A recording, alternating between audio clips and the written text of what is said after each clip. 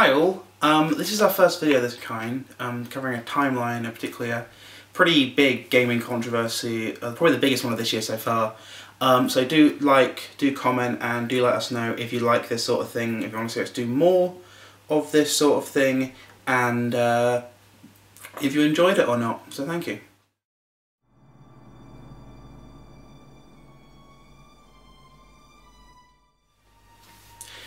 Anyway, down to business. So, I'm pretty sure by now, particularly with this year in the way, we're all very familiar with Alien's Colonial Marines, the promised Gearbox project that was announced all the way back so many years ago and finally came to fruition this February, to controversy and to deceit and to lies and to basically intercompany corruption, and it's been a whole nasty mess. So starting off, we're going to rewind the clock all the way back to March 2008. 2008, March. Game Informer officially announces on the cover of their March edition that Alien's Colonial Marines is a game that is happening. Gearbox is named as the developer, Sega, owning the rights to Alien and Aliens, is the publisher. Not much is known, just that there will be some sort of co-op element, it will be on current gen consoles, and you can expect to see it in the reasonable future. 2011, after almost 4 years of nothing, finally a few details start to trickle out. After the success of Borderlands, Gearbox Software officially announces they are turning their attention to the game. Borderlands 2 is also announced, published by 2K. 2012, 5 years after initial announcements, finally trailers and gameplay videos start to appear. 3 versions are announced: 360, PS3 and Wii U. Several weeks later, PC is also added to this list. Randy Pitchford himself claims he's been stealing from Aliens his entire professional career. The game looks incredible, plays well, and receives very good write-ups from Destructoid, Kotaku, IGN and many other gaming blogs. Frankly, it looks like it could be a winner. 2013, January the 6th, after almost 6 years in development, the game finally goes gold and is sent to be published. Not many more details are announced until a week or so later, when a season pass for $30 is announced for multiplayer DLC, including map packs and game modes. Finally, on the 2nd of February, in one single worldwide release day, the game is released. But something's wrong here. Something is really wrong. Reviewers hate it. People who have brought it have gone, what the hell? The gameplay looks nothing like the trailers we saw the year before at E3. Suddenly Randy Pitchford isn't answering questions about it on Twitter. And it starts to reek of something. Also, notably, at the beginning of the game, in the opening role, several more studios, including Timegate, are credited. Who are these people? Why did they work on Colonial Marines? And why is this game a train wreck of bad texture loading, a story that makes no sense, and really, really bad characters, and a complete glitch fest, including enemies spawning outside of the map, enemies completely walking around and off the actual tracks they're supposed to be on, and frankly, just bad. Finally, within the week of the game being released, several developers take to Reddit and unleash their fury.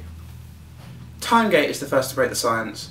Their head developers claims the game was horizontally developed between them and Gearbox, meaning that for every bit of work they did, Gearbox did the same amount. They passed it backwards and forwards, doing an equal amount of the work together. However, a few days later, a Gearbox developer, or so they claim, goes onto Reddit and claims that Gearbox themselves only worked on the multiplayer.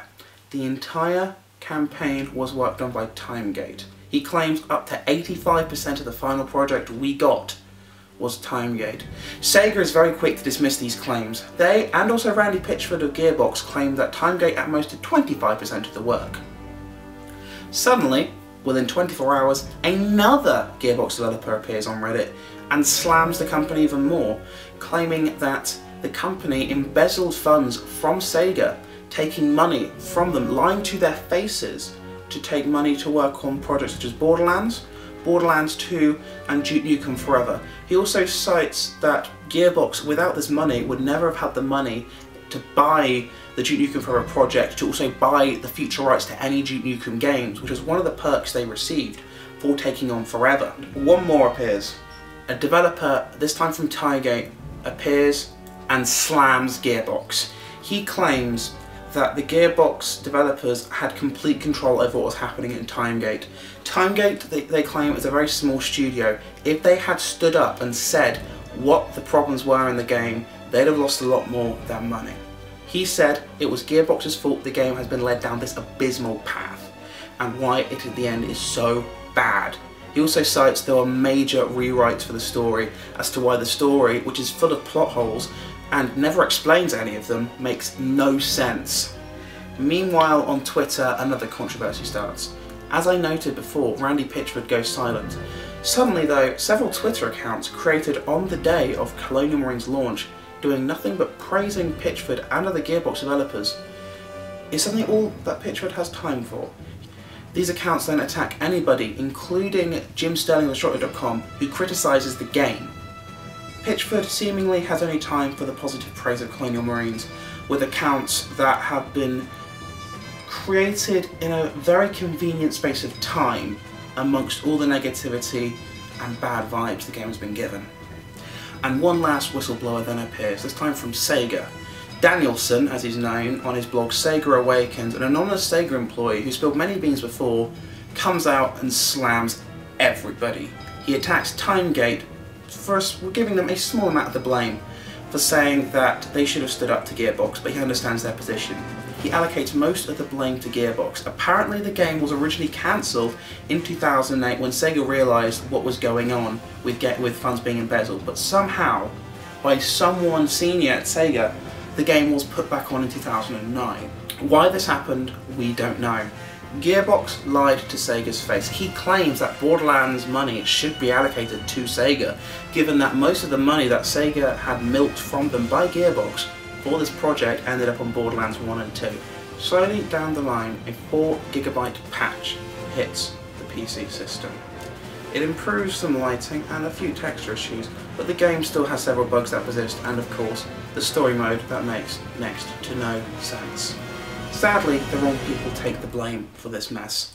Timegate suffers a round of layoffs, which, frankly, if the stories are true, which, judging from all the rumours that are coming out from developers who worked on this project, it seems likely they should not have taken the blame for this. They are hit with a mass round of layoffs, and the studio is currently undergoing a lot of changes internally. Finally, in the most up-to-date piece of news on this story, the Wii U version, which was set to be released later in the year, several months after the original 3 versions on 360, PS3 and PC, to allow better development time for use of the system's better hardware, which Pitchford himself pimped out, is cancelled. No real reason is given, apart from, well, do you need a reason after this mess? Sega admits to false advertising. They are hit with a complaint by the Advertising Council here in Blighty, in the United Kingdom, admitting that the game footage shown in the demos and even on the television spot in a mass TV advertising campaign are unreflective of the actual gameplay. Fines and other lawsuits, including Gearbox, are currently being resolved. Sadly for now, the story has gone cold. This really should never have happened. This is a game that has spent 6 years gestating. I myself am a huge Alien fan. It's probably the series from which I have the most memorabilia, and to think this really even happened is kind of beyond me. It's Gearbox, for crying out loud. This is supposed to be the developer that a couple of years ago was set to save the industry. This is the developer with Randy Pitchford, who used to write the EGM.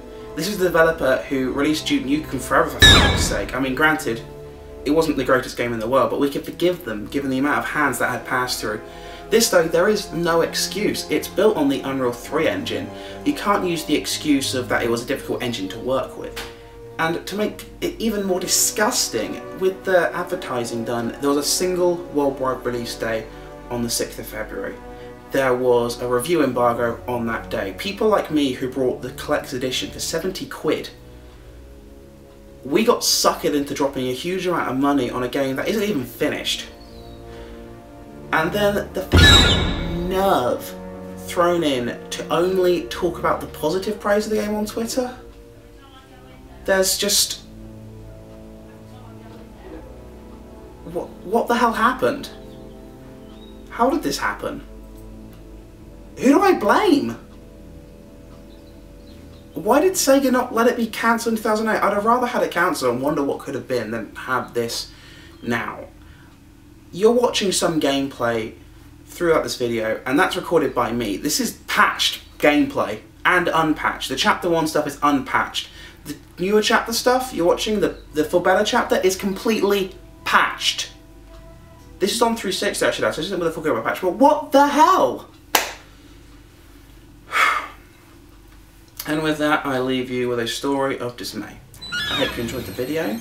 Do let me know if you want to see more of this kind of thing, and thank you for watching.